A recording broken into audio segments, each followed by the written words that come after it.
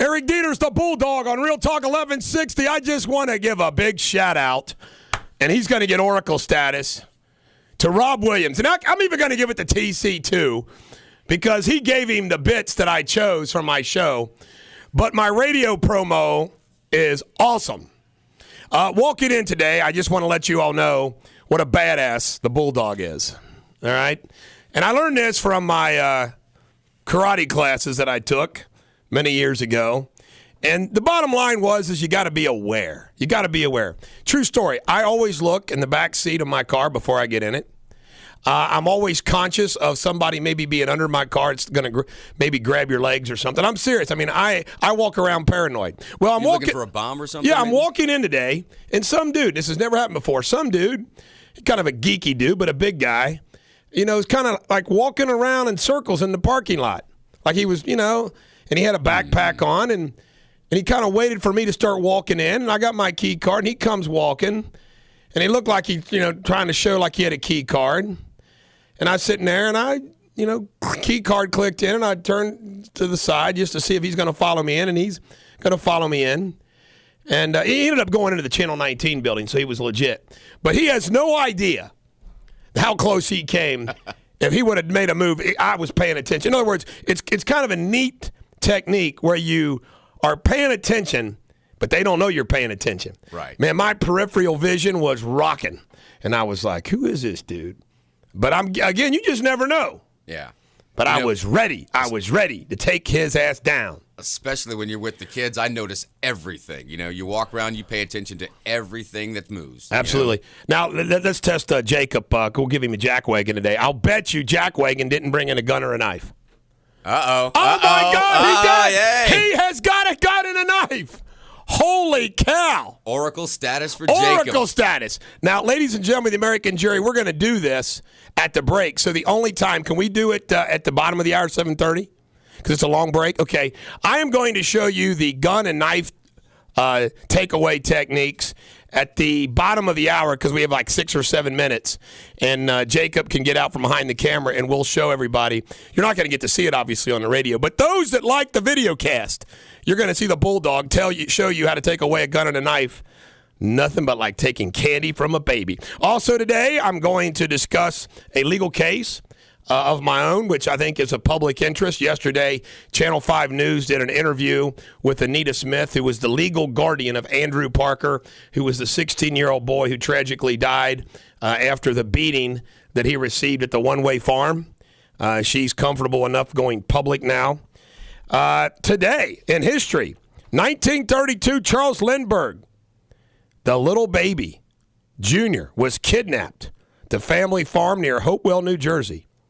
Let me see, what else do we have? 1961, JFK signed an executive order of establishing the Peace Corps. Bet you Santorum is going to, like every night he goes to bed, when he hits his knees and he says, gosh, dang, what did I say? JFK's speech made me puke. God, why did I do that? He lost the Catholic vote. You know how big that is? That guy that I'm not allowed to mention anymore on the radio that's an Irish Catholic said to me that in their home, there was a picture of JFK right next to Jesus Christ. Yeah. I'm not surprised. And then back in the 60s, the early 60s, there was a lot of people that had a picture of JFK in their homes, little Catholics. You don't say JFK's speech makes you puke. That was a Joe Biden comment, wasn't it? God, that was a Joe Biden moment. Joe Biden's like, why didn't I think of that? Daniel Webster, they called him Black Dan. He was kind of a dark-looking dude. I mean, his eyes kind of looked like he was upset about something all the time. The contest for ages has been to recuse liberty from the grasp of executive power. By the way, TC, relative to his comments, I bash, I can just pound. I have a sense of humor, too. If you're a candidate, it's totally different. I mean, like if I was a candidate, like campaigning here on the radio, right, I would be Mr. Sunshine. In other words, you change your demeanor. Yeah, you discuss all the terrible things that are going on in America, right, but you talk about the solutions and how we don't have to be like this. You inspire. Rick Santorum needs to remember that. No military deaths to report. 2 straight days. We're happy about that. Forecast, partly cloudy, high 56. Strong storms on Friday, high 64. Saturday goes down to 48. Don't you all just hate tornadoes? I mean, Branson even got hit. Apparently one of the show places got Harrisburg, Illinois hit. Evansville, Kentucky hit. Not good. we have a great feel-good song. Let's just go ahead and get right to it. Yesterday, in the news, we heard about Davy Jones, 66, from the Monkees, dying of a heart attack in Florida. I understand his parents did die young, so I'm sure it's a genetic heart issue. So the feel-good song of the day, we want to get you in a happy mood. Happy Mood is a great song for the Monkees. And remember what the Monkees were all about. The Monkees were the American attempt to match the Beatles. The idea was to have an American Beatles.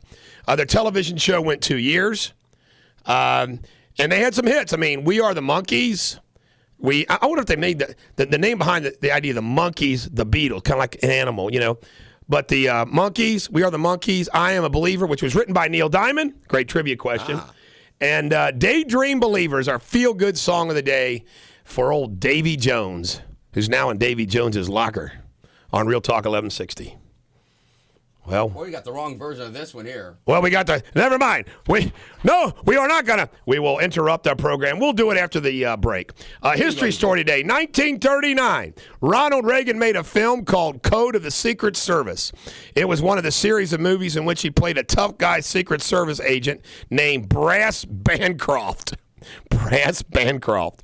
It wasn't one of Reagan's more memorable pictures. He said more than once it was the worst foul he ever had made. The film captured the imagination of a 10-year-old boy in Miami, Florida. I made my dad take me to the movie quite a few times, recalled Jerry Parr. He vowed that when he grew up, he would become a secret agent himself, and so he did. This is eerie. 42 years later, on March 30th, 1981, secret agent Jerry Parr was part of the detail guarding President Reagan when assassin John Hinckley opened fire. Wow. It was Parr who braved the hail of bullets to tackle Reagan and push him in the waiting car which sped off toward the White House. And it was Parr who saw Reagan coughing up blood and made the split-second decision to head straight for the hospital. Unbeknownst to either of them, a ricocheting bullet had sliced into Reagan's chest, causing massive internal bleeding. Parr's decision to seek immediate medical care saved the president's life. Brass Bancroft could have done no better. That, ladies and gentlemen, is awesome. He watching Ronald Reagan playing Brass Bancroft caused this guy to want to join the Secret Service. Nice. Is that not incredible? It's incredible. That is a great story. Great story. I heard a great Ronald Reagan joke the other day. Well, actually, a joke that Ronald Reagan told. What was that? It was about three dogs. An American dog, a Polish dog, and a Russian dog. And the three dogs were sitting talking about, the American dog said, I've got to bark just to get meat around here. Well, then the Polish dog looked at him and said, what's meat? Then the Russian dog looked and said, what's bark? Ronald Reagan told that. That was pretty good. That is a good joke. Speaking of good jokes, here's another one. All right. A tourist walked into a Chinese curio shop in San Francisco. While looking around at the exotic merchandise, he noticed a very lifelike, life-size bronze statue of a rat. It had no price tag, but was incredibly striking, so the tourist said, "How much for the bronze rat?" "Ah, you have chosen wisely. $12 for rat, $100 for story," said the wise old Chinaman. The tourist quickly pulled out $12. "I'll just take the rat. You can keep the story." As he walked down the street carrying his bronze rat, the tourist noticed that a few real rats had crawled up the alleys behind him. He started walking a little faster. Soon there were more rats following him. Then there's more rats following him. Sweating, he began to trot towards the San Francisco Bay. Again, after a couple blocks, he looked around. The rats were in the millions, following him and his bronze rat as he leaped into the bay. He threw the bronze rat as far as he could in the bay. Amazingly, millions of rats jumped into the bay after the bronze rat and were all drowned. The man walked back drenching wet to the curio shop in Chinatown, out of breath. "Ah," said the owner, "you came back for story." No, sir, man. I just came back to see if you got a bronze Democrat." What a dope. What a maroon. Pretty good. Very good. You will find out on my blog and newsletter and Facebook page today, and you can retell that story. I'll give you Oracle status for that joke. I like that one. William Shakespeare said, mind your speech a little lest you should mar your fortunes. That has to be you should make your fortunes. Sounds better, yeah. Dog saying of the day, the great pleasure of a dog is that you make a fool of yourself with him, and not only will he not scold you, he will make a fool of himself too. Wow. We come back, more Radio Superbity right here on Real Talk 1160. Bill O'Reilly's Talking Points coming up at 7:28 this morning here on Real Talk 1160. Right now, let's get back to the Bulldog. Eric Deters, the Bulldog, on Real Talk 1160. I'm doing a comedy show next Thursday night down at the Assembly Cafe in Pendleton County in Falmouth. Foulmouth. Assembly Cafe next Thursday. Dinner's at 6. The show's at 7:15. For $25, you get the dinner and the show. Now, I got some great new material to try out on this crowd, but this is funny. On the little flyer, they put this, TC. They put the Bulldog, and then they put Eric Deters raw. Ladies and gentlemen, the American jury, the comedy will be raw. I will have clothes on. Oh, that's good. Unlike that Facebook picture. Unlike that Facebook picture. Okay. You want to do feel good now, or what do you want to do? Let's do oracles and jack wagons, then feel good. Gotcha. Our oracle, this guy named Rob Mangitt, who's already been given oracle status, who maintains that he was the idea behind Hey Bulldog, which I'm not going to refuse. Okay, Rob, you get Bulldog oracle status again. Guy's begging for it, man. Jeez. Also, oracle is a suggestion of Jamie Rickenbaugh. Lynn Buck Compton, who was part of the Band of Brothers and the prosecutor of Sirhan Sirhan, wrote a book called Call of Duty. Pretty good dude. And guess who else gets? We get, obviously, Davy Jones, posthumously. Yeah. And then this is awesome. People are going to say, what, Bulldog? Have you lost your mind? Also getting oracle status is Bill Clinton, who came out yesterday in support of the XL pipeline. And old Hillary was questioned about this, and Hillary was like, well, I mean, it was kind of funny. Speaking of Hillary, she is not looking good at all these days. I'm glad you noticed that, too. Oh, my God. I mean, just her weight, her face, I mean, just nothing about her. She just looks terrible. Yeah. Jack, she needs to call the New Horizons people. Right. Jack Wagons today, and I'm going to get into this. Trent Steiner, the basketball coach at Simon Kenton High School, and Jeff Marksberry, the football coach. Yesterday, and I brought it with me somewhere. I should find it. Yesterday, Simon Kenton has a 20-point. Remember I told you yesterday? I told you. Yeah. Simon Kenton's coach would blow their basketball team's chances in the 8th region. They were up over 20 points going into the fourth quarter. Yeah. And lost. Man. What happened? That doesn't happen in high school basketball. Yeah. You're up over 20 points and you lose. That's coaching. Yeah. 5th year in a row, Simon Kenton has lost in the first round of the regional playoffs. They should have won it. They should have won the It's not the boys. Yeah. It's not the boys. It's not the kids. It's the coach. Maybe Steve Jarndy will call us and tell us what happened there. Give us a recap. Also, Louis Farrakhan calls for a boycott of McDonald's. That's a jackwagon. And Cincinnati City Council, we're going to get into this coming up, lends a restaurant $1 million. So to all of those oracles led by Davy Jones and all of the jackwagons led by City Council, we give you a feel-good song by Davy Jones and the Monkees. I love this song. Sing along, folks. Everybody sing along for Davy. Oh, I could hide neath the wing of the blue. I'm a daydream believer. I'm always daydreaming. The 6 o'clock alarm would never ring, but it rings and I rise, wipe the sleep out of my eyes. My shaven razor's cold and it stings. Goosebumps. Cheer up, sleepy Jean. Oh, what can it mean to a daydream believer? Boy, Michael Nesbitt's one cool-looking dude, isn't he? Yeah. I always thought Mickey Dolenz was a little different. Who's the guy playing the piano? Peter Tork. He was my favorite. Was he? Yeah.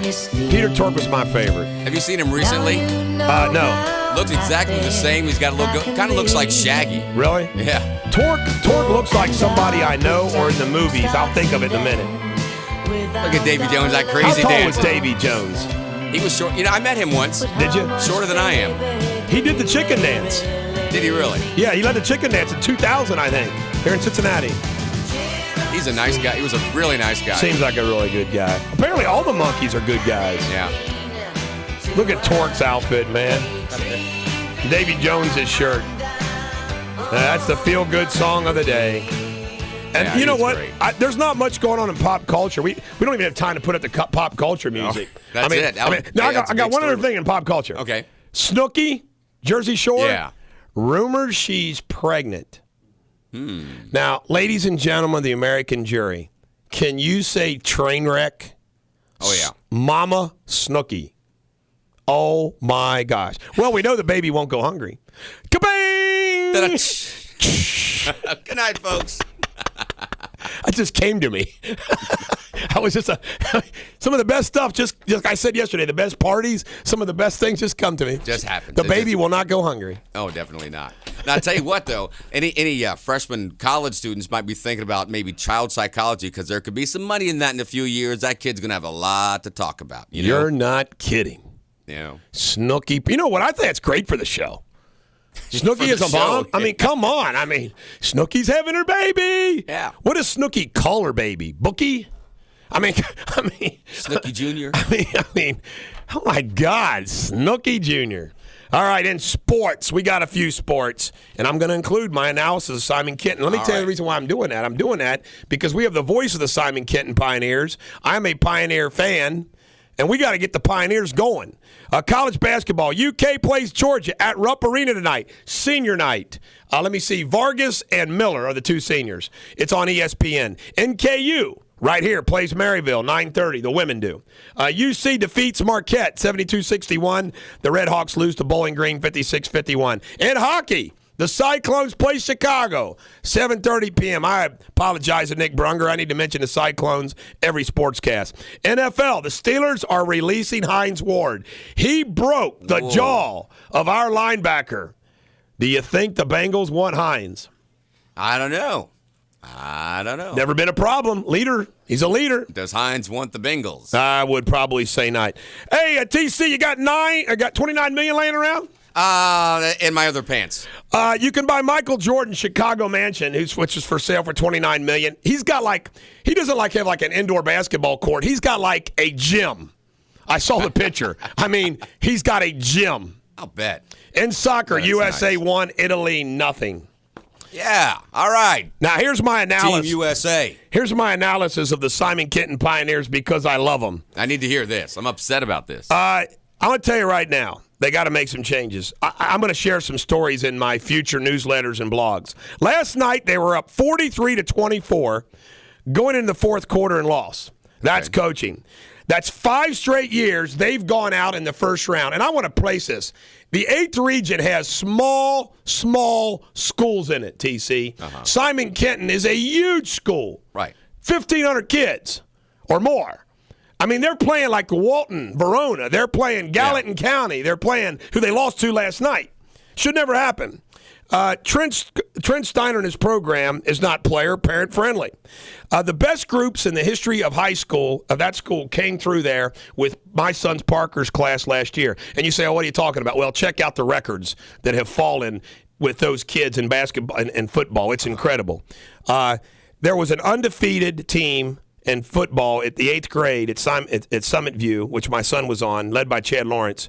And there was a team at Twin Hawful led by Austin Baldwin who only lost 2 games to Summit View. Right. And they came together at Simon Kenton High School. I'm going to continue this story because this story, I'm going to tie it into all you out there, everybody in there that follows your high school sports. I'm going to tell you a story that you can connect to on Real Talk 1160. Get the gun. Hey, I know you can't hear this right now, but O'Reilly's talking about Louis Farrakhan. Yeah, good. You hold the gun. You hold the gun right on me. What you want to do with the gun, if people don't realize how easy it is you want to distract the line of the bullet. Okay? All right. bam, bam. Of course. I mean, it's that simple. It's that simple. If you're holding it up high, you hold it up high, you come in. I mean, it's just that quick, and they're not expecting it. I mean, if you're near that gun, you can either go like this, and you can just attack, or you go up high. Now, gun is in the back. Now, this is what blows me away. It's amazing how just turning. See, and you can do that quick. Just turning. Put it square in the back. Again, the quick turn. Look where that thing is. And then you just come up, and you take the gun away, whatever you want. Give a knife. Get a knife. I did not bring a knife. Act like a knife. Come down on me like you're going to stab me. Okay, you want to block this, and you block like this. It's an easy technique. If you come down. If you're jabbing like this, same thing. You want to take the knife and you want to curl down. That's really easy. Or like you come in like this, same thing. You can just, you come in like this and. But anyway, isn't that simple though with a gun? When you think about how easy it is with a gun. Oh man. You just get the direction of the gun going different, and you fight for your life. You fight for your life. You just get the direction of the gun going someplace else. Thanks for the demonstration. Absolutely. This is the Bulldog, Eric Deters on Real Talk 1160. I just got finished taking a knife and a gun away from Jacob. We'll post it on Facebook and the cast. Got a green water bit from our good buddy Bob from Aurora.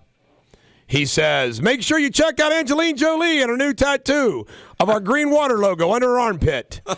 Yes, her pits and green water smell the same.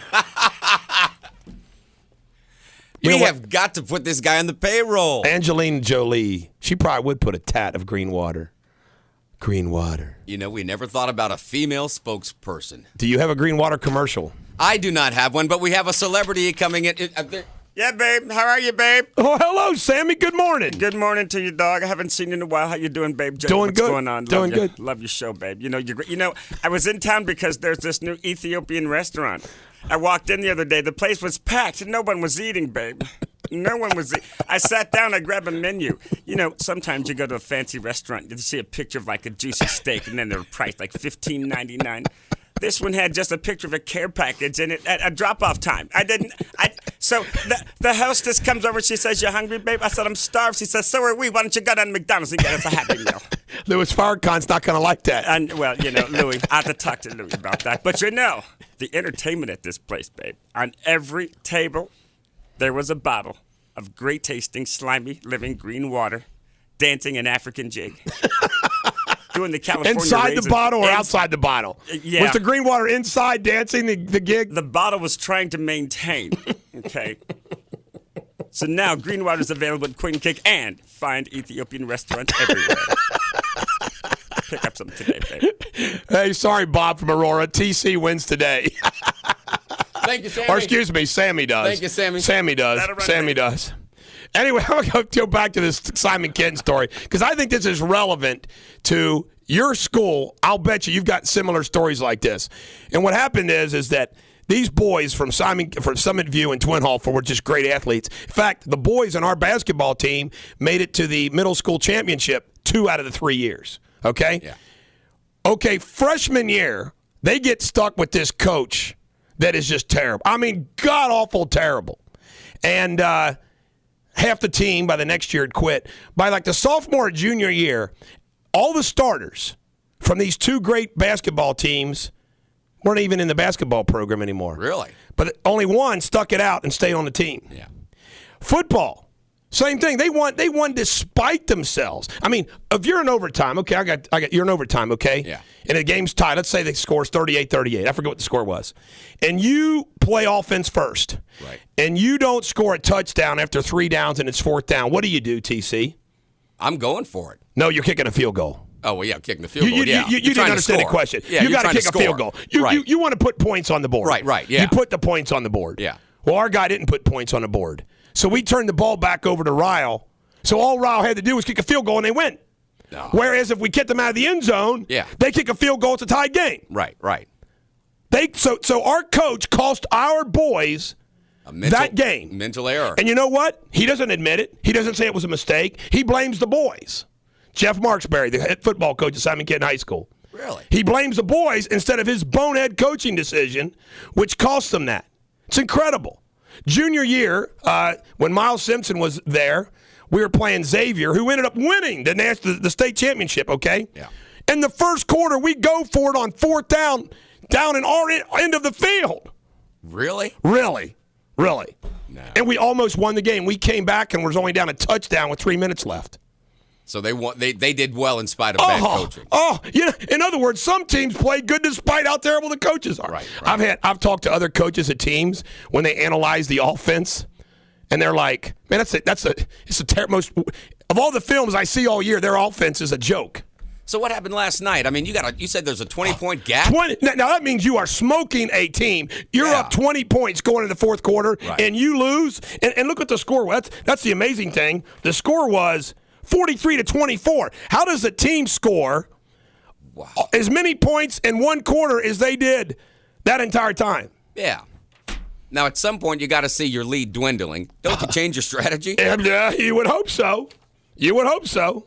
And I can tell you right now, I know kids that have quit basketball because they didn't like Steiner, and football they didn't play. And by the way, I'm going to go ahead and say this. I'm going to say it right here and now. There's a race issue. There was this guy, I think his name was Charles, big, tall, 6'6" guy. Now you have to understand, my son Parker was friends with all the black kids on the team. They were always over at my house. I mean, Parker always acted like a big brother. I mean, he was that kind of guy. You know, kids would transfer in. Parker would take it upon himself to be friendly. Well, there was this guy, I think his name was Charles, 6'6", TC, and athletic, not 6'6". Parker says this guy blew up in practice the first team O-line every play, and never ever got the play in football. How would you like to have a 6'6" cat come in on the end on a rush? Man. Can you imagine it? I'd give him the ball guy every never play. got in the game. Why? What was the deal? Race is the deal. And okay, this same guy played basketball. The same kid played basketball. Yeah. I went to one game their senior year. He gets in the game, blocks shots, rebounds. He was in like 3 minutes. Gets yanked. Wow. Gets yanked. I'm sitting there. Are you kidding me? Are you kidding me? He's got a 6'6" guy that played less minutes than everybody else. And again, not a dork kid. Yeah. Athletic kid. Right. Maybe Here's another Steve thing. Jarnicki's listening will call us in and give us his analysis. Here's another thing that they don't do. They don't do anything to promote these kids at the college football level. We've had really high-quality football players. They don't do any film for them. They don't talk to colleges for them. They don't promote them. They don't do squat to help these kids go to the next level. And we're talking about some high-quality kids. I mean, it just – so as a – and see, I couldn't say anything. I had to bottle this all up because Parker was in this school. Parker's not in school anymore. Right. But it's terrible. And you know what? This goes on and on. And so many of these high schools, and you know what I'm talking about, so many of these high schools get a basketball, a baseball, or a football coach who sucks, entrenched. Well, we can't get rid of Coach Bill. Bill's been here forever. Really? Well, is Bill a good coach or not? And here's how you judge a good coach, whether they win or not, but also this. Do the kids love him? Do the parents love him? Do they still a program? Nobody. Simon Kenton has no alumni support because they make the alumni feel nobody comes back. It's like one and done. Unlike Highlands. I mean, Highlands builds that rep. Make everybody feel comfortable. Simon Kenton doesn't. The alumni doesn't support because they make them feel yucky. I mean, it is bizarre. And that's another sign of a bad coach. They beat down the players. The players, yeah. They beat them down instead of pick them up. Yeah. Now, I'll tell you, we didn't like our high school coach. Our high school football coach, right? Why didn't you like him though? Well, for reasons I can't repeat. Well, okay. No, did you he have was hard. legitimate reasons not to like him? Not because he's tough, but because he's a jerk. He was tough. He was definitely tough. Okay, and let me say this: years later, my first internship, in broadcasting, I thought, oh my gosh, I can't do this. This is tough, and I'd think, man, I work for that guy. I can do it. I played ball for that guy. I can do anything. The confidence he instilled in us was something else. Okay, because every time something in life got difficult, I'd think, man, I played for that guy. I know the kind of guy you're talking about. Yeah. Jeff Marksberry isn't that kind of guy. Right. He's a beat down. He's not a Vince Lombardi. You're talking about a Lombardi-like coach. We hated him at the time, but now, yeah. That's not that. You're talking about a guy who's just mean jerkwad. Wow. Well, and it's got to change. And he's the head football coach and the athletic director, so he keeps all of his buddies and all his friends. Here's the other thing that cracks me up. With few exceptions, every football coach weighs about 300 pounds. It's like, why don't you guys get you guys in shape? And I've had those two-a-days conditioning. I've had to hold all this back, but I got to get it out because I guarantee you the community out there is like, go Bulldog. Help us get rid of these guys. It's terrible. All right, local and regional business. This is keep me fired up. Oh, Did you hear about this? The city, how do they justify lending $1 million to mahoganies at the banks? Hello? Anybody home? Not only is the policy wrong, the restaurant business is a loser. By the way, Morgan Freeman just closed his restaurant after 10 years. It never made money. Qualls, Seelbach, and Smitherman voted against it. They're lending this lady, this Liz Rogers, $300,000 for furniture and equipment, $684,000 for design and construction for a mahoganies at the banks. She's already had a delinquent tax bill. She owes the feds $49,000. These are clear signs of cash flow problems. And the city's going to lend her $1 million to open a restaurant, TC. You know, that it's as risky as Solyndra. Yeah, and this one councilwoman said, well, she was voted one of the Inquirer women up and coming. What? That's great. How much money do you have? Ladies and gentlemen of the city of Cincinnati, your city just lent $1 million to a woman for a restaurant, which I will guarantee you will fail. It will fail. I am guaranteeing this restaurant will fail. I know the restaurant business, folks. This restaurant is going to fail. And you know what? Given the history of the city with major projects like this and the economy, that's very risky. You're right. It's not a chain. I mean, she might have two big. That's not a chain. Right. It's not a national chain. It is going to fail. And to be lending $300,000 for furniture and equipment, $684,000 for design and construction costs, She going to, when she already has a delinquent tax bills. why didn't you just go to IKEA? Incredible. When we come back, we'll have more Radio Superbity on Real Talk 1160. And remember, Denny McEwen is back in the garden this Saturday morning, 8 o'clock. Get ready for your spring garden with Denny here on Real Talk 1160. And now, back to the Bulldog. This is the Bulldog, Eric Deters on Real Talk 1160. I am so happy. The next 2 days, TC, I have 2 days which are generally unblemished with depositions and court appearances that I can work all day at my desk. I Nice. love those kind of days. Uninterrupted. Uninterrupted. You know what? We would like a special announcement as the chairman and president and CEO, and I just want everybody to know that Sensible Don is still the vice president. Well, actually, I take that back. He's now vice president. He was president, wasn't he? Yeah. President. Sensible Don is vice president. Marketing vice president, of course, is TC. We have a special announcement that we would like to make. You know what? Sensible Don's not here to vote, but that's okay because it's 2-3 anyway. So Yeah. We have made a major announcement. We have decided to expand out of the grocery stores, and we have decided to go and go ahead, and this was TC's idea, which was brilliant, that we are going to get in the restaurant business. We are announcing the opening of a Greenwater Bar and Grill down at the banks. Yes. And we just want City Council to know that TC will be bringing over the papers for the loan application this afternoon. And I'll bring some snappy tomato pizza along with me to kind of help sweeten the deal a little bit. Absolutely. Yeah. Greenwater Bar and Grill will be coming soon to the banks. Right next to Mahogany's. Right next to Mahogany's. And maybe we can sway Roxanne Qualls and Christopher Smitherman, and who was the other one? Seelbach. Maybe take some snappy tomato pizza down there and some green water. Hey guys, free green water. Ladies and gentlemen of the American jury, man, don't you sometimes feel like a boxer that you're exhausted and your hands are down, your arms are down, and your opponent is just beating the hell out of you? I mean, the streetcar, they're going forward with the streetcar. They're lending money to restaurants. You know, Apple, this is crazy. Apple announced, well, they didn't announce, it's just reality. Their total market value is now $500 billion. The most valuable company in the world. Okay, get this. Obama has submitted a budget of $1.3 trillion deficit, which means almost 3 times the total market value of Apple in the red.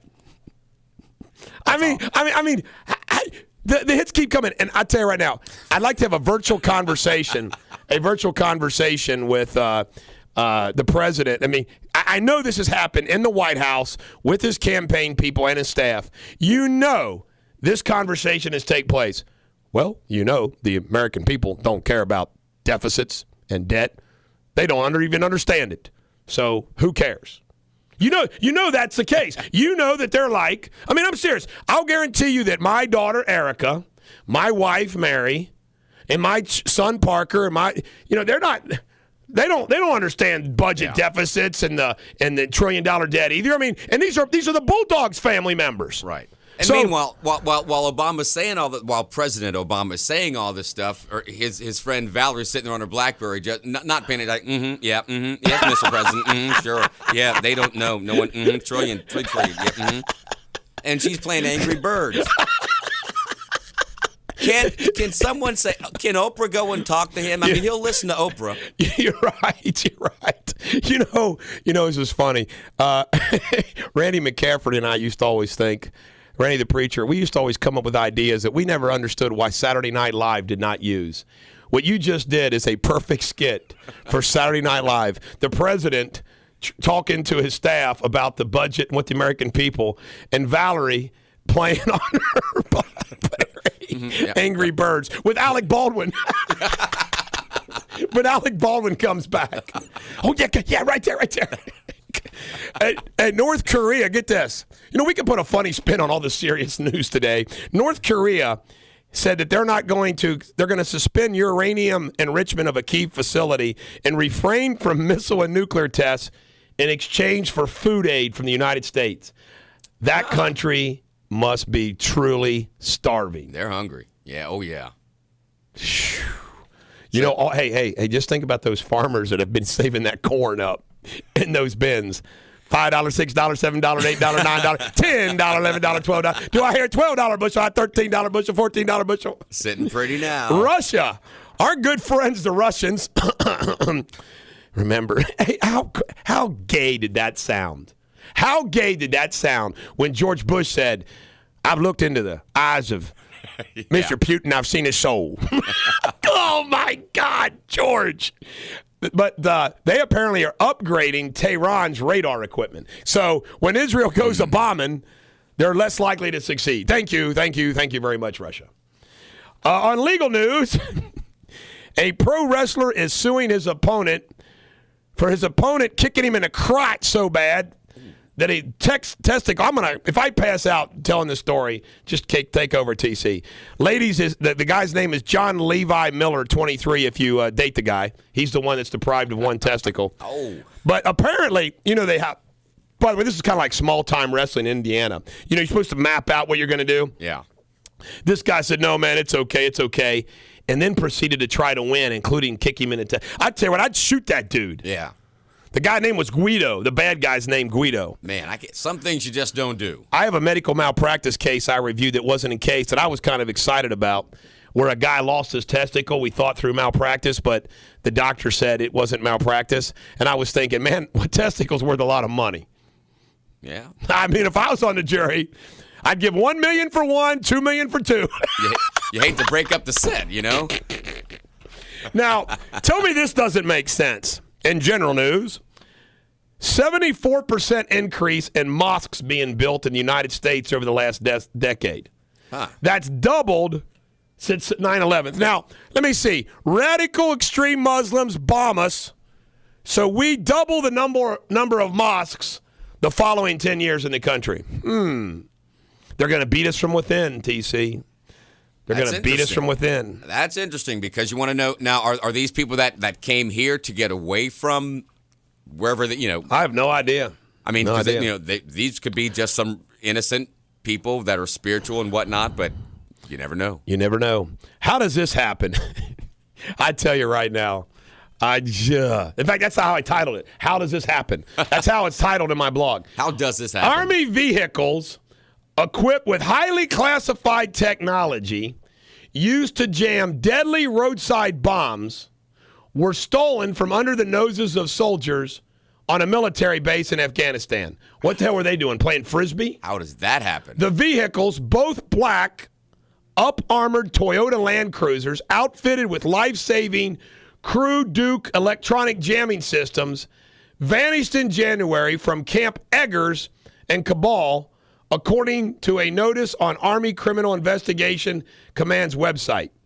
The vehicles would be priceless to an enemy who might attempt to reverse engineer the jammer or use the vehicles to launch a Trojan horse-style attack, said Christopher O'Gara, a former official with the Navy Security Division, National Security System. I'm sure the enemy would love to use those against us. Duh. They probably get close because of the equipment. They got stolen. Listen to this. They're valued at $344,000. The Army is offering a $10,000 reward. Oh, yeah, right. Good luck. Are you kidding me? I think those are a little more important besides just their value. Yeah. Offer $1 million for them back. Exactly. Next time, use LoJack. Good golly. How does that happen? How does that do happen? you steal? From the Army. How do Right. we... I mean, and I'm sure these are high-profile vehicles driving down the desert road. I'll tell you how. Has to be. Has to be. Write it down, circle it. Inside job. Inside job. Yeah. Inside job. There is a soldier who is bankrupt, divorced, miserable, hates America because he's over there. By the way, I'm not saying that's all they are, but I'm just saying that's got to be an inside job. Yeah. There's got to be a disgruntled soldier, one of the few. Well, they're all disgruntled, but they still do their duty. Right. That's got to be the way that happened, inside job. Security's too tight for it not to. Come You're right. on. You're right. Yeah. Jeez, oh Pete. We got to find this guy. Oh, my goodness. When we come back from this break, we're going to dive straight into the politics, which is coming strong here in Ohio. Yeah. Tuesday, baby. They're all coming. And I figured this. I figured those operatives out there are listening, the Romney people, the Santorum people, Newt and Paul. I'm going to give a free Romney campaign tip, and if you're listening, I discussed this yesterday. When we come back, you're going to get a free tip from the Bulldog on Real Talk 1160. Eric Deters, the Bulldog on Real Talk 1160. You know when we're nationally syndicated, TC, we're going to do it from right here. Yeah. We're going to be famous right here. That's it. I'm not moving to L.A. Ain't no way. No, all that sunshine. Are you kidding me? Would you move to L.A.? No. It'd be a nice place to visit every now and then, no doubt. Man. You know what? They'd have to pay. You know what? I take that back. If they paid me like lots and lots and lots and lots of money, maybe. Well, yeah. But I don't want to do that. I'm too used to complaining about the weather, so I have to stay in Cincinnati. Yeah, you have to stay here. Here's the campaign tip for Mitt Romney. On the rich issue, and I mentioned this yesterday, invoke the names of George Washington, JFK, and others as examples of great presidents who were rich. And you know what? I even thought about this. You could even invoke the name of some of the lousy presidents that weren't. Like Millard Fillmore. Like it was poor. Just the lesser presidents. You could even say this: all the lawyer presidents after the founding fathers were pretty lousy. Invoke their names. Good golly. There you go. I mean, that's just a little tip there for you. Remember, it's okay to be rich. George Washington was rich. It's the American dream, isn't it? JFK came from a rich family. We all want to be rich. Absolutely. By the way, Washington's caucus is Saturday, and I think yesterday was Wyoming, and Romney won.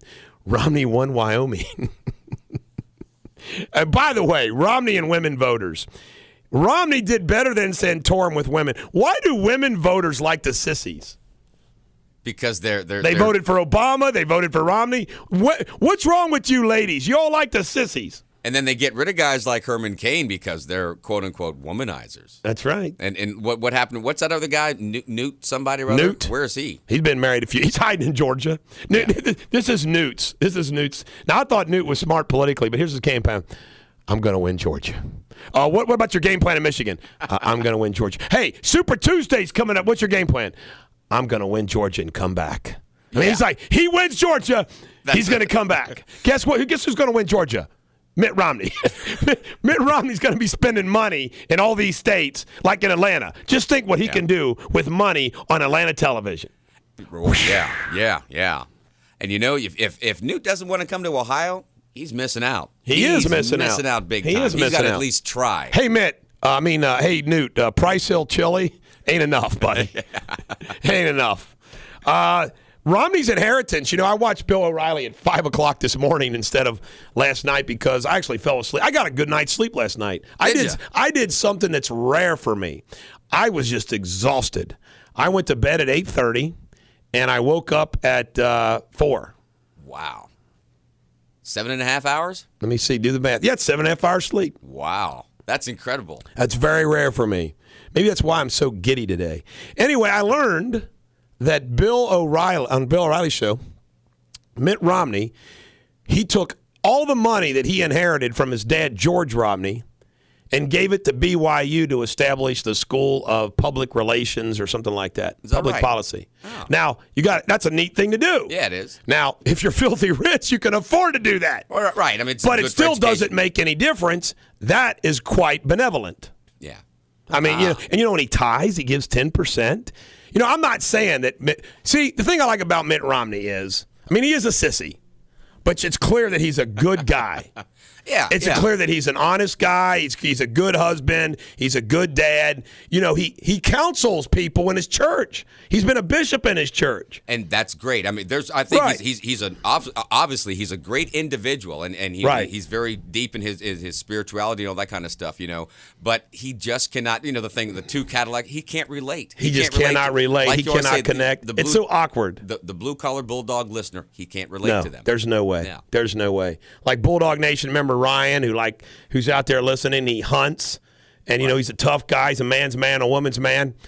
Mitt Romney couldn't sit down and have a bowl of chili with Bulldog Nation member Ryan. Couldn't happen. Yeah. Wouldn't happen. Ain't gonna happen. It's not gonna happen. But now Mitt could pay someone to go hunting for him. That's right. Santorum blew it on this. Getting out. Let's face it. Santorum has gone off on the contraceptives and this and everything else. If he should have just stuck with his grandfather. Remember listening to Iowa when he told the story about his grandfather, the coal miner? Yeah. Man, I wanted to get up and march through a wall for the guy. But he's just gone berserk. He's talking about JFK making him puke and contraceptives and this, that, and the other thing. And, jeez, oh, Pete. He could have reworded it. Let me give you an example about contraceptives, all right? My father represented, my dad said, don't tell him I do, I don't. He used to represent the bishop, Diocese of Covington. My mom goes to church every single day. All right? Very Catholic. Our blue pantry sell condoms. Okay. Convenience store. I'm just telling you, Yeah. And the conflict there is... I guess Rick Santorum would say, we're going to hell. I don't know. it's a legal product. I already talked about it. Here's the delegate count. This is funny. I always find humor in some of this stuff. Romney's got 181 delegates, TC. Santorum, 61. Newt, 39. Ron Paul, 33. Now, here's some of the fun things could be said about this. Newt, you only got 6 more delegates than Ron Paul. Santorum can say, I got twice as many votes or delegates or as many delegates as Newt and Paul put together. Yeah. It's amazing how you can spin this stuff. Romney can say, I got more delegates than all of them put together. I'm leading the pack. Oh, God. They ought to just all quit. Hey, let's do it. On Bulldog Nation here, by the way, we have called this election many times. Everybody, we jump on the bandwagon, crashes like a balloon. I know. So let's just go ahead and say it right here. Santorum, Newton, Paul, quit. Just get it over Get with. it over with. Save us all the trouble. Okay, now, besides who you think is the best candidate as far as who's going to be the best president, which one of these guys you think is most likely to beat President Obama? Romney. It's clear. He got the women. See, the women, he's the most likely to beat Obama because he can get independent voters. Okay. Let's face it, the blue-collar Republican that can't connect to Romney, still going to vote for Romney. Right. That's true. So That's true. So it all deals with the independent votes. Huey Long, way back when, who was a character, Kingfish in Louisiana, FDR feared him running for president. He was an outright socialist. Old Kingfish was. Yeah. Huey Long. Huey Long was the first candidate to take handouts and go put them up on phone poles and pass them out, and he was the speaker. Oh, yeah. And Huey Long said it, and it's true. I read his biography. Fascinating story. He ended up getting assassinated. He, when he was governor, he was, or U.S. Senator, I forget what he was at the time. He was very easy. It was very easy for him. 40% of the people, every time you go in, is against you, 40% for you. The key's to 20%. And you look at most elections, a landslide victory is usually 60, 40, 70, 30. Yeah. Even a lousy candidate gets 30 to 40% of the vote. Mm-hmm. Yeah. So that's what counts. I mean, the hardcore Republicans are going to vote for Romney. The hardcore Democrats are going to vote for Obama, the keys to independence, and Romney can get those. Swing votes. How about this? Energy Secretary Chu, he's a gift that keeps on giving. He admits yesterday in congressional hearings that the Obama administration is okay with those high gas prices. Well, are they? Yep. Well, I'm glad they're okay with it. Yeah, because they want to encourage us to go buy green cars. Now, listen, you're paying such high price, and I know I make a lot more than you, TC. A guy like you, a poor guy like you, you're going out there, you're working 2 jobs, teaching, all the things you do. Yeah. You're paying that money for gas. Tell me that this isn't messed up logic. You should go out and buy an expensive green energy car. Right. I can't afford that. On that. all the money you're saving from paying $5 gasoline. Exactly. And the bank's just going to give me a loan. It's not like every penny goes. Is that not messed up? Oh, yeah. That's going to be easy to get a loan now.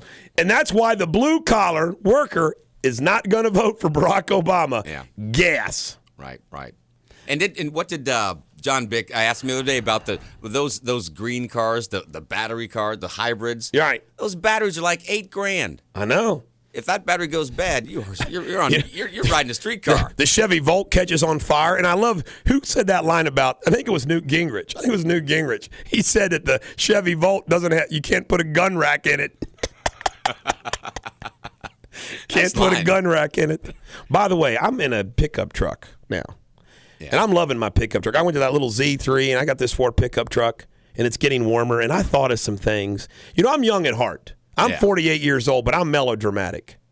In other words, I don't understand why people my age go through midlife crisis. I'm holding on to what I got. Who's interested in a midlife crisis? At 48 years old, I wouldn't want to try to keep a 22-year-old girl happy. I wouldn't mind trying. Oh, my God. They don't work out, man. That would drive you nuts. Can you imagine carrying a conversation with a 22-year-old girl? No, you're right. Oh, my God. I want to stay married. I want to keep my wife. But of course, did she ignore? My wife is she's got this great technique of ignoring what I say, TC. They all do. It's incredible. She can just ignore. I'll ask her a question, and she just ignores it. Now, I said, hey, it's getting warmer. I said, you know what? We can take our truck up to the drive-in. Yeah. Lay on the back of the truck and watch the drive-in movies. Yeah. No response? No response. 4-wheel drive. I could drive it off anywhere. Silence. Maybe she's thinking it over. I hope so. When we come back, more Radio Superbity on Real Talk 1160.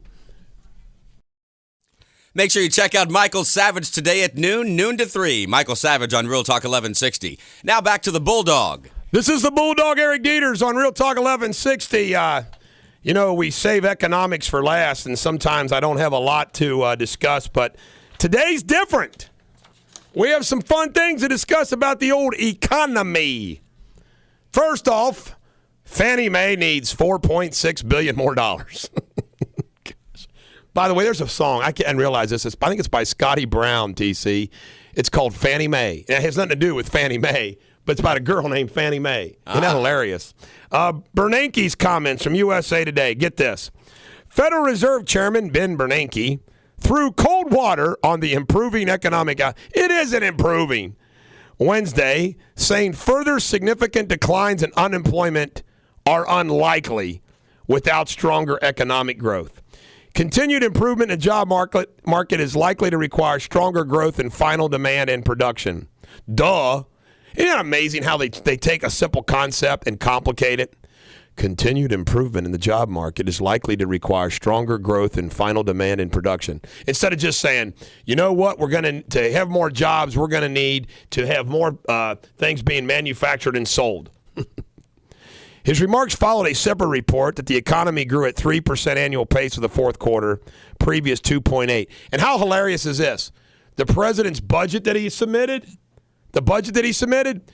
we have to be growing at like a 4 or something crazy percent to make ends meet. And we're growing at 2.8. Bernanke said the steep drop in the jobless rate since September from 9% to 8.3 has defied relatively tepid economic growth. While the fall in unemployment is partly due to average monthly job gains of 183,000 the past 5 months, many workers have dropped out of the labor force and are not counted among the unemployed. Unemployment could rise again when those workers resume their job searches. Ladies and gentlemen of the American jury, what in the hell is the logic that if you're not looking for a job, you're not unemployed? There's none. There's none. You're still unemployed. You're just not looking for a job. I want to go bonkers. If you are not looking for a job, you're not unemployed. Are you looking for a job? No, then you're not unemployed. Because you can't record those people. Good golly. You can't make them statistics because they're not out there. Golly. You know what? I need another feel good song. I'm too down in the dumps now. I got to feel good again. Do we have a feel good song? We have another Hell, feel here good we song. go from Davy Jones and the Monkees. Thought love was only true in Fairy tales. It's not, kids. You can find love too. For someone else, but not for me. Neil Diamond wrote this. That sounds like a Neil Diamond Yes. tune, doesn't it? He does a good job with it too. Haunted all my dreams. Then I saw her face. I'm a believer. This was a Shrek movie too. Yeah. That was great. My mind. It all starts with the face, doesn't it, guys? All you ladies with a cute face, that's what we look at first. I couldn't leave her if I tried. We ought to do like a special Bulldog recordings. I'm just joking. Still waiting for that band. I want to be a cover band of AC/DC or Bruce Springsteen or something. The lead singer, of course. Yeah. All you get is pain, TC. All you get is pain. Yes. I need some sunshine. We got sunshine right now. Yes, we do. The rain's coming tomorrow. Now I'm a believer. You know what? If they have a pretty face, Yeah. you can look past a lot of things. That's true. That is true. Even if they're a little heavy. Pretty face. Ugly face. Forget about it. What's that? Forget about it. You see a guy with a beautiful woman, and you see a guy that's, well, Yes. putting up with it. Yes. He's tired. I still like the Monkees TV show. Every girlfriend I ever had a pretty face. My wife has a pretty face. Yeah. Gotta I have a dated pretty an ugly face. girl once. You dated an ugly girl once? She was really. No, I'm just joking. Oh, my dream. I got a funny story about that to the song. Then I saw her face. Can you name them all? All four? The Monkees? Get this story out. I got to share this story. This is great stuff. All right. Her name will remain nameless because I don't want to embarrass her because I'm sure she's a happily married woman somewhere and she's a nice woman and everything else. There was a very voluptuous woman that had a crush on me. And when my first wife and I broke up, she kind of pursued me at the county fair, okay? Ah. So I decided to go out with her. Now, she had a cute face and a wonderful body, okay? By the way, nothing ever happened. Seriously, nothing ever happened. So we went out on one date, okay? One date. And it was to the movie theater to see Caddyshack. I saw Caddyshack with this person. Now, I pick her up, and I about died. She looked like a hooker. High heel shoes, tight jeans, and she was big up top. Tube top. She had a tube top on and too much makeup. I swore to goodness, TC, I was like, I don't want to go out in public with you, okay? I don't want to go out in public with you. Really? I'm serious. I'm serious. So we go to the movies. Oh, my God. And I run into Nick Frolic. I'm going to say his name because Nick Frolic was my sister's boyfriend. Okay. And he was a cool dude, man. Nick was a cool dude. I would have liked to have him as a brother-in-law. In fact, we still communicate every once in a while. Anyway, I run into Nick, and Nick looks at me. We're in the line getting tickets, and Nick's like, he's smiling. He's looking at me. Hey, Eric. Hi, Nick. And I'm like sweating. I'm like, I didn't want anybody to know I was with her. It was terrible. And then I felt terrible that I felt that way.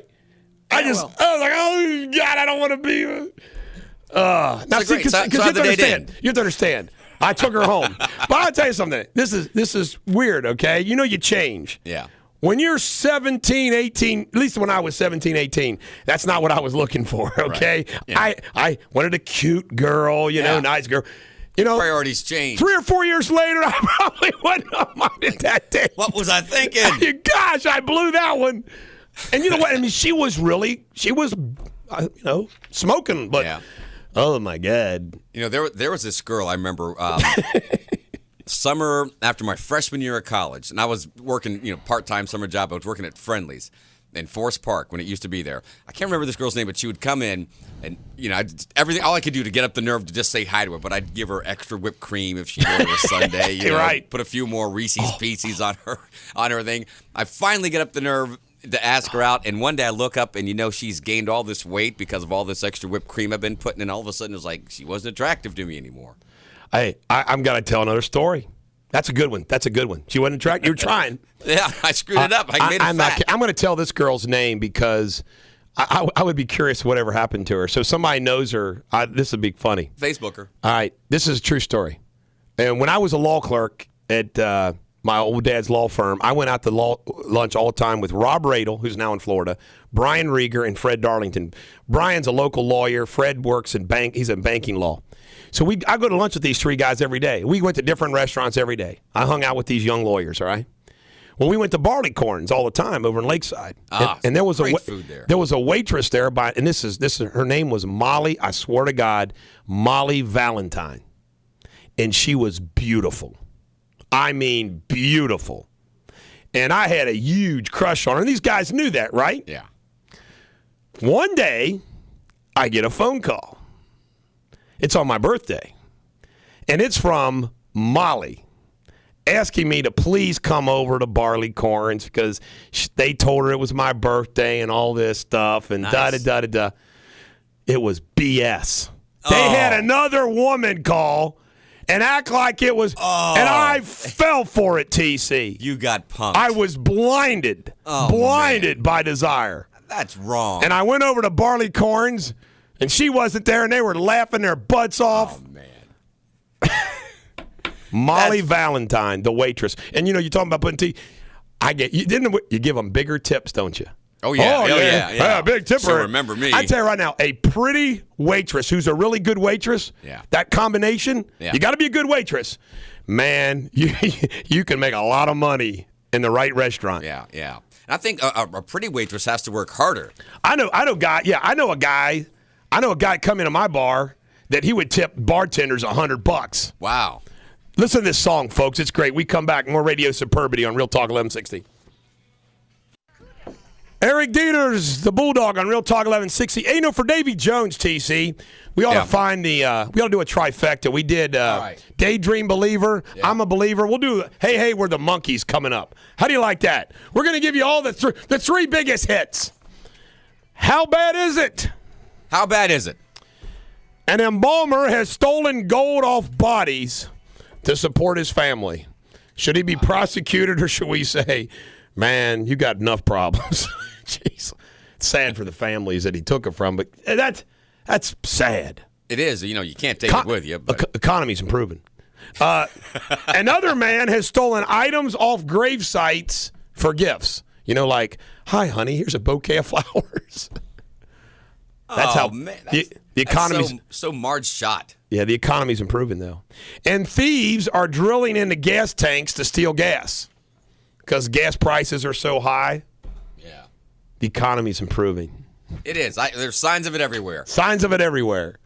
That's how bad it is. We have embalmers taking gold, men stealing from grave sites, and stealing gasoline. That's how bad it is out there, folks. Facebook. They have announced that messages from brands such as Walmart and Starbucks may soon be mixed in with your Facebook status updates and baby photos from friends and family. Facebook unveiled new advertising opportunities Wednesday to help the world's biggest brands spread their messages on the world's largest online social network. Brands you've endorsed by hitting the like button will now be able to push deals and other updates right in the news feeds that show your friends updates, photos, and links. These posts could also show up if one of your friends has interacted with a brand, such as by liking it or commenting on a photo. That's from the AP. One day, popping up on your Facebook will be the Bulldog brand. We are branding. We're building a brand called the Bulldog brand. Brand Bulldog. You know what? There's hardly anything. You think about this. When I hit the big time, TC, how do you like this? Bulldog boots, Bulldog cologne, Bulldog security systems. That's a good one. Yeah. Bulldog security, spikes guarding your Bulldog. It's amazing what you can put the Bulldog on. Bulldog energy drink. Ooh, we already have that, don't we? That's right, green water. Not to be confused with others. No, green water's not an energy drink. Green water is Takes your energy away. a laxative. It's got many uses. Speaking of things that make you feel good. Are you ready for some more feel-good Yes. music? We're giving you the trifecta today for Davey. Yeah, he deserved it. He wasn't found in a bathtub. No, he wasn't. Now we got a bad sound there. Yeah, I know. It's That's free, all though. right. It's free. It's free. Who cares? This is what you get. You know it's the Monkeys theme song. Everybody can visualize They were it. kind of goofy acting, weren't they? But they had the coolest car. They did have a cool car, man. It was like cooler than the Munster Mobile. And they were funny. They Yeah. were funny. Only lasted 2 years, but it was enough for fame. I wouldn't mind having a television show go 2 years. Yeah, I'll take it. Enough for syndication. Gosh, I can't think of Peter Tork looks like somebody. Mickey Dolenz had a wide face, didn't he? A wide face. Yeah, he had a wide face. You know, his other claim to, well, not his, but his mother's claim to fame, his mother invented whiteout. Really? Yes. Michael Nesbitt is one rich guy. Oh, my God. Yes, he is. He says, I don't need to go on tour for that 20th reunion thing, guys. I'm counting my money today. That is incredible. Oh, yeah. Whiteout. Yeah. Well, we invented green water. Exact. So we'll be big like. We'll be as big as him one day. Exactly. I can hear it now. ATC, man, we're going to go in and do a special anniversary show. I'm sorry, Bulldog. I'm making too much money in green water Yeah. royalties. I just don't feel like going in there. How much will you pay me? Yeah, I'm too busy. I got to count my money today. Sensible Don, we want to have a reunion radio show. Sorry, Bulldog. I'm making too much money here with Pam counting my green water royalties. You can hear it now, can't you? Yeah. And Alex, the law clerk, is coming over to bathe me. No, Alex is too busy fighting all the lawsuits against green water. So, We're going to have in-house counsel, aren't we? yeah, we are. General counsel, in-house counsel. So now, if we have a female in-house, would she be like the consigliette? Ooh, that's a good point. A consigliette. I think it is. By the way, I got to get a Bulldog Nation member. She listens every morning. Is Amy, and this is funny because Amy's a Highlands grad, and she's one of the Simon Kenton moms, and she's tough, and she's got a nice little job that she works out of her house, and her husband, who is named Brian, turns 37 today. Happy So we birthday. are going to wish Brian, give him Oracle status, All right. and wish him happy birthday. And what's so funny about it is that she's robbing the cradle. Oh, really? She's robbing the cradle. So if he's 30, He's a younger man. She's playing Demi Moore with her Brian. well, good for her. Yeah. By the way, we haven't heard anything about Demi. Is Demi out of the hospital? Is Demi sane? Who knows what's going on with her? There's been no updates. I know. They only report when it all happens. And they don't care anymore. It's like a lawsuit. They report it when it's filed, and they don't report even when it's over. I bet you she looked at that story about Whitney Houston, and it made her say, "Ooh, I better I did get a phone call yesterday. I was back off a little." When we come back, I want to wrap up with the story of my legal story yesterday of Anita Smith, who is the legal guardian of Andrew Parker. I think you'll find this interesting. We come back from the break. I'm going to tell this story. That's how I'm going to wrap up. But yesterday also I received a phone call from Kimball Perry from the Enquirer, who is following up on a story. This Dr. Durrani that I've spoken about. Oh, yeah. Today I'm filing the 5th lawsuit against him, and I've got like 5 or 6 more that I'm going to be filing. I mean, this guy's, it's kind of spooky. I mean, no doctor in this community, has 10 or 12 lawsuits against him. right For malpractice. I mean, it's kind of scary. I mean, I think, you do a spine, like he's done some surgeries where he's done it in the wrong place, wrong time, just crazy. Is there any kind of statute or law saying if you get so many, No, it's up to- judgments against you or something like that? I No. mean, because I think It's up. if you're It's up to the Ohio Medical Board. Oh. I mean, whereas medical licenses, it would be up to them. That if he was a lawyer in Kentucky, he would be disbarred by now. Yeah, well, see, exactly. Or if you were a motorist, and he had so many moving violations, they yank his license. That's right. So why not someone in the healthcare industry? Isn't it incredible? I think about it. I'm going to get deep on y'all, Bulldog Nation, ladies and gentlemen, of the American Jury. I'm going to get deep on you for a minute. Is it not absolutely incredible the trust every single day we place in others? All right, you're driving down the road on a 2-lane highway, look how much trust you're putting in to the person that's driving the other way to stay in their lane. True. How about restaurants? It amazes me when you think about it. Fast food, casual dining, fine dining. You go into that restaurant and you are trusting the owner, the manager, the cook to make sure that food wasn't food that was left out. It's going to give you E. coli. I mean, that they wash their hands. They wash their hands. I mean, look at the trust that you place in people. You have no idea who they are. I mean, it's amazing to me when you think about it. We could all become Howard Hughes. I mean, if you're paranoid. Medicine, you trust the doctors. Right. You trust the hospital. You trust the lawyers. You trust the accountant. You trust the engineer who designs the building. I mean, man, we are a trusting society. And the key word that makes that all work, cooperation. That's true, cooperation. Think about the guy that spends 15 minutes making a dinner for you at the Montgomery Inn. He trusts that you're going to pay for it before you leave. That's a good point.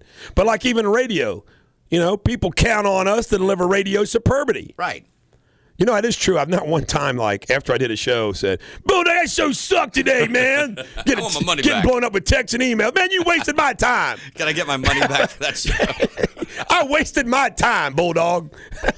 Never going to get that phone call, are we? Never get that phone. No, it'll never happen because we stay with radio superbity 24/7 right here. Again, I want to remind everybody, I'm doing a comedy show in Falmouth, Pendleton County, March 8th, which is next Thursday. Dinner's at 6, showtime at 7:15. $25 includes dinner and the show. You got to be 18 and over. Thank God. I don't want to hear any little rugrats listen to some of the jokes that I may tell. Guess what my wife is doing today? She is, let's see. This is funny. I shouldn't. I got to tell the story, though. It's funny. She's working in the garden. Because you don't have these anymore. This is funny. I don't know. I have no idea. She's going to a tea. Oh, really? Who has teas anymore? Well. But it's for the Grateful Life Foundation. It's 11:30.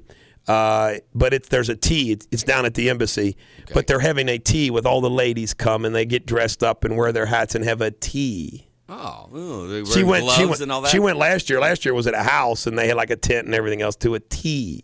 Wow. Yeah, I don't know if she's wearing white gloves or not. That's kind of a fancy going to a tea. She never goes anywhere, but she's going to a tea. Well, you got to do we stuff ought to like crash that the party with the camera.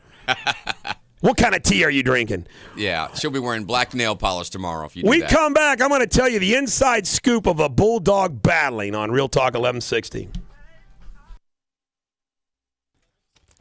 Remember, get your healthy radio addiction at 9 o'clock with Laura Ingram, 9 to noon today on Real Talk 1160. And now back to the Bulldog. Eric Deters, the Bulldog on Real Talk 1160 yesterday at 11 o'clock.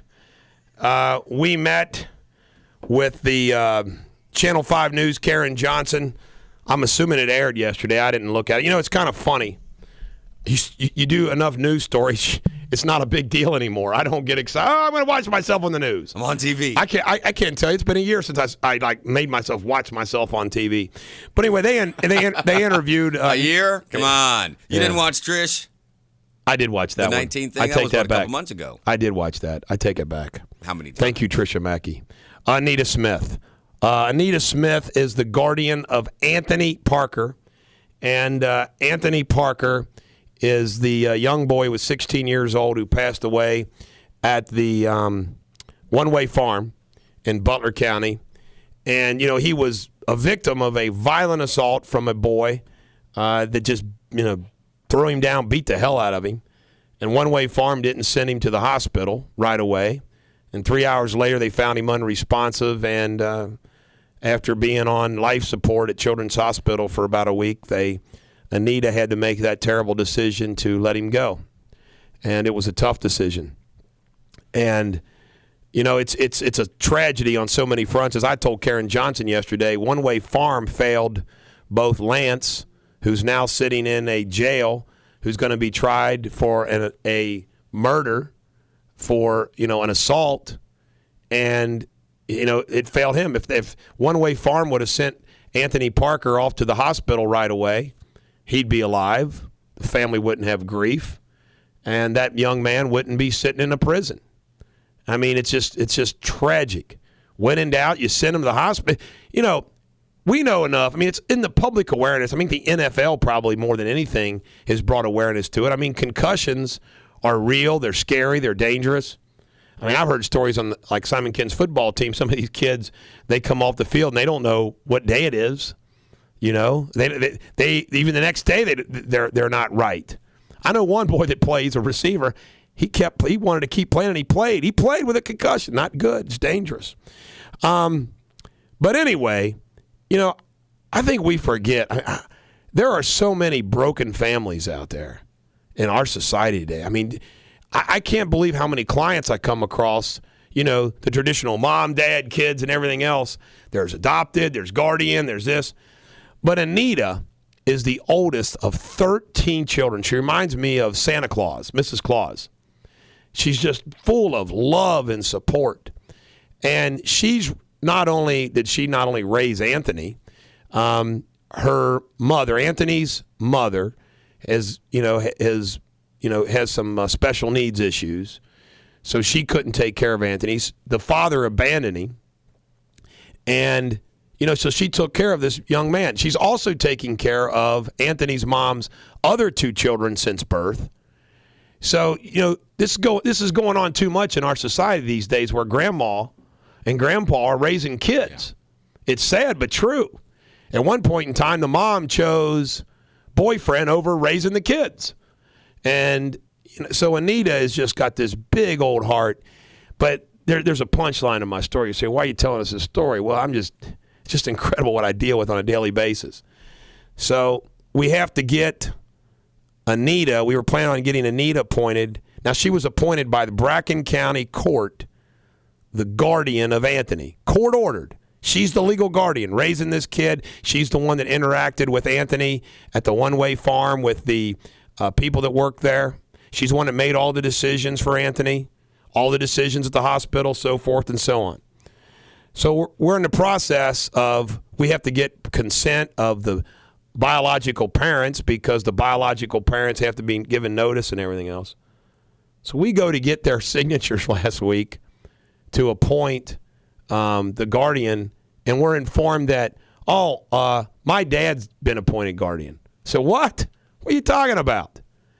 Without telling Anita, without telling her, without giving her notice, the legal guardian, the woman who's raised this boy, the woman that's been his mom, okay? They had the grandpa appointed guardian. They hired a lawyer, had the grandma appointed guardian, or the administrator of the estate. The grandfather has had 3 contacts in the last few years with this boy. He, according to Anita, 2 Christmases and a birthday. Had no special relationship with this boy at all. Is now the administrator of the estate. Now, we filed something yesterday objecting to that. But they did it nice and sneaky, didn't notify, didn't do anything else. And I told Anita, I said, well, Anita, you can just let it go, or we can fight it. She goes, well, I want to fight it. So what would the thinking behind that legally? It's called there might be a lawsuit, there might be money. Let's try to control that. And guess what Anita wants to do with the money? Anita wants to take every cent of the money for the other little kids for their college and everything else. Right. She doesn't want any of the money. Yeah. She doesn't want any of the money. But here's the punchline. Imagine the insensitivity of this. The lawyer from Lindhorst and Dryden, Brad McPeak, sends a letter to Anita saying, we understand you have Anthony's ashes. We want the ashes back. What? Uh-huh. Yep. That in a letter? In a letter. Black and white. Now, just imagine, this is the woman that loved that child more than anybody else, took care of that child, anybody else, was the legal guardian of that child. Gets grandpa appointed that doesn't have a hardly any relationship at all with the boy, and then has the lawyer say, we want his ashes. You know what I told Anita? As insensitive as you get. I know. You know what I told Anita? I says, Anita, don't give him the ashes. We're not going to give the ashes. Right. Now, this is where it's messed up. See, I always tell these stories. I'm trying to tell them in a big context. I just don't want to be the Bulldog show. I want to tie it into what's relevant in your lives out there. The Ohio estate statute, the statute that says how you're supposed to appoint, emphasizes blood relatives. Now, I got to ask you this question, TC. In this day and age out there, Is a blood relative not necessarily the right person to be appointed? No, not always. Not always. Not always. No. Not always. No, I can see why that might have been established as well, it ought to be a factor. Don't get me wrong. Right. It should be a factor. Yeah. But I think that a probate district judge ought to have the power to appoint the best person to be the administrator under all the circumstances, the relationships with the deceased, the ability to do it, honesty, so forth, so on, and incredible. And especially once a child has been removed from their biological home, then that blood relative thing has a little bit less and less impact, I think. And get this, the law in Ohio, Bulldog teaching today, the law in Ohio says that if you abandon somebody, you don't inherit. So the dad abandoned this boy. So he's thinking he's getting some money. Nah. Right. The statute's very clear. If you abandon a child, you do not receive the benefit of any money. No, that's a good statute. That's a good statute right there. You abandon that child, you don't deserve anything. Right. And the mom at one point in time chose a boyfriend over the kids. That happens. And it's her father. It's her father that's been appointed. That's not good. And you know what I hate, though? I hate to have to fight over it. Yeah. I was hoping they would be like, hey, let's just work together or whatever. But no. No, working together. All or nothing. See, that's greed. That's just greed. Darn right it's greed. Know?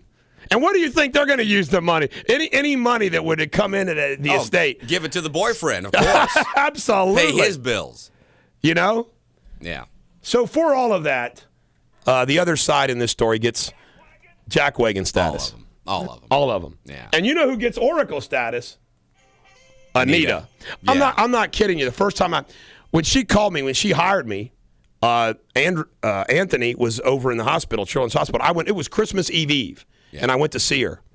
And I thought, when I left, I was like, I just met Mrs. Claus. She looks like and acts. She is just full of love and giving and giving and giving. And it was emotional. I had to go. I went back in the Children's Hospital where Anthony was, all hooked up. And, man, I just left there in tears, man. Yeah. A 16-year-old boy, And the doctors at Children's told Anita, if they would have brought him on over here, we would have probably been all right. But no, lay there for 3 hours while the blood builds up, all the problems with the concussion builds up. Just terrible. And you know how moms normally are. They worry. They worry. They panic. Every little thing. You get the sniffles, quick, take him to the doctor, Yeah. Anita couldn't watch the video. It's all captured on video, the fight. She couldn't watch it. Wow. God love you, Anita. Bulldog will be fighting for you. Every dog has their day. I hope tomorrow is yours. On Real Talk, 1160.